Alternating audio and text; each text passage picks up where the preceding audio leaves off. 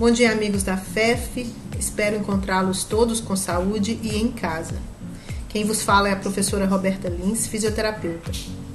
A fisioterapia tem papel essencial no tratamento de pacientes críticos com Covid-19 e terá também papel essencial na recuperação funcional daqueles que vencerem a doença.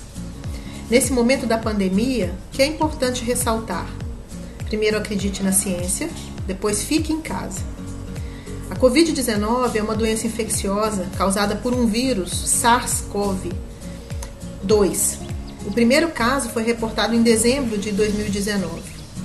A disseminação mundial gerou a infecção classificada como emergência de saúde pública de importância internacional e classificada pela Organização Mundial da Saúde em 11 de março de 2020 como pandemia. O quadro clínico é variável, indo de infecções assintomáticas a quadros respiratórios graves. As principais manifestações ocorrem no sistema respiratório, mas o vírus também ataca outros sistemas, como o sistema cardiovascular, o sistema renal, o sistema nervoso, podendo causar miocardite, arritmia, insuficiência renal aguda e coagulação intravascular disseminada. Ela é altamente contagiosa.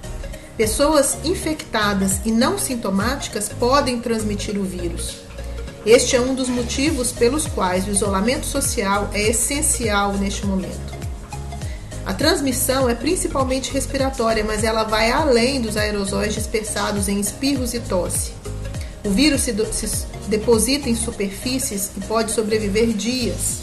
Assim, mãos, sapatos, chaves, celulares, bolsas, roupas, sacolas, embalagens, fechaduras, computadores e demais superfícies podem conter o vírus. O que faz com que precisemos ficar em casa e precisemos cuidar da higiene de tudo que entra em nossa casa.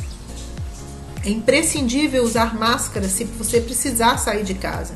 Elas podem ser manufaturadas e caso você tenha dúvidas de como fazê-las, podem consultar a nota informativa número 3 de 2020 do Ministério da Saúde ou o artigo do Instituto de Física da Universidade Federal de Uberlândia, que trata da eficiência de máscaras caseiras na proteção de aerosóis e de vírus. Vocês podem consultar também esses artigos na minha página no Facebook. O período de incubação é altamente variável, assim como o quadro clínico. Ele pode variar de 2 a 7 dias, mas pode chegar até 14 dias de incubação. Isso nos leva a crer que não temos condições de saber quem está ou não infectado, o que também reforça a necessidade do isolamento social. As manifestações clínicas da Covid-19, as principais são febre, tosse, dores no corpo, dores de cabeça, dispneia, que é a falta de ar, que também podem se associar a náuseas, vômitos e diarreia, mas é importante lembrar que algumas pessoas não têm sintomas ou não têm todos os sintomas. A maioria das mortes, em torno de 10%, envolve idosos com comorbidades, mas a mortalidade não se restringe a eles. Alguns indivíduos evoluem com sintomas que podem ser controlados em casa. Entretanto, uma pequena parcela evolui com pneumonia grave, com redução da oxigenação sanguínea, que pode ser detectada pela queda da saturação periférica de oxigênio, aquela que a gente mede com oxímetro de pulso, em torno de 93%. Estes pacientes com queda da saturação periférica de oxigênio necessitam de hospital, às vezes de oxigênio suplementar e alguns ainda de suporte ventilatório mecânico e leitos de UTI.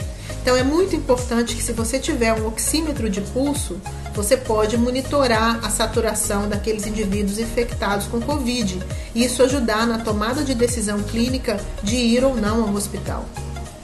Apesar do sistema de saúde brasileiro ser um dos melhores do mundo, principalmente devido à presença do Sistema Único de Saúde, que permite acesso universal garantido pela Constituição, e devido à qualidade técnica e científica dos profissionais da saúde, ambos reconhecidos mundialmente, se a quantidade de doentes que necessite de leitos de hospital, oxigênio suplementar, ventiladores, UTI e profissionais da saúde for grande, não haverá assistência para todos. Muitas pesquisas estão sendo desenvolvidas no mundo todo nesse momento, voltados a essa doença. A melhor terapia seria a imunização ativa por meio de uma vacina. O mecanismo de ação da vacinação é baseado na geração de uma resposta imune ativa própria, gerada pela inserção de antígenos específicos, o que fornecerá proteção contra o vírus. Assim, as vacinas são uma suspensão de micro-organismos patogênicos, mortos ou atenuados, introduzidas em um organismo, a fim de provocar a formação de anticorpos contra um determinado agente infectante.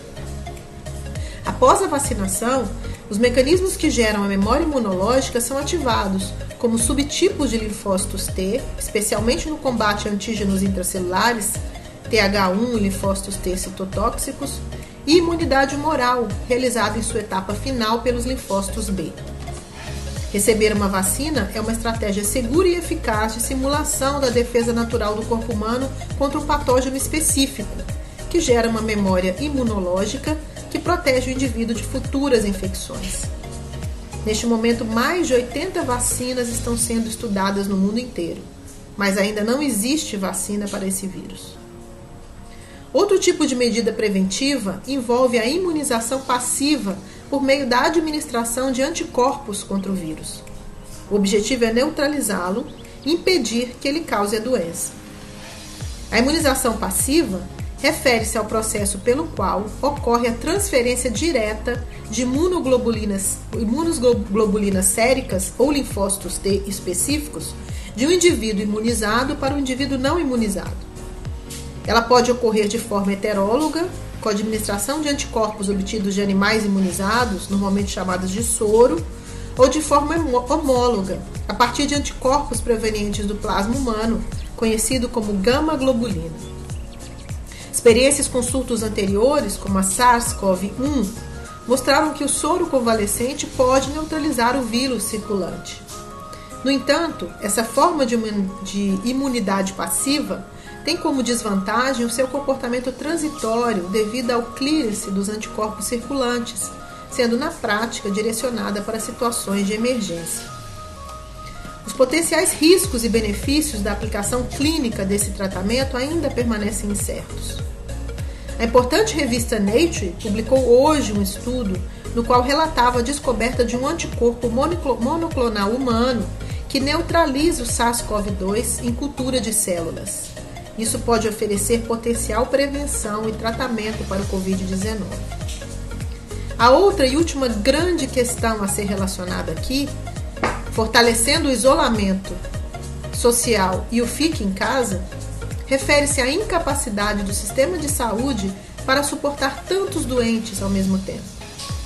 Dessa forma, precisamos ser conscientes, fazer a nossa parte e explicar àqueles que têm dúvidas sobre o quanto é importante manter o isolamento social, as normas de higiene, as medidas de prevenção de contágio e ficar em casa. Nós da UFAM pensamos em você e queremos vê-lo com saúde quando tudo isso melhorar. Tudo que você acha que está perdendo ficando em casa não vale mais que a sua vida e a vida daqueles a quem você ama e preza. Portanto, fique em casa, fique saudável.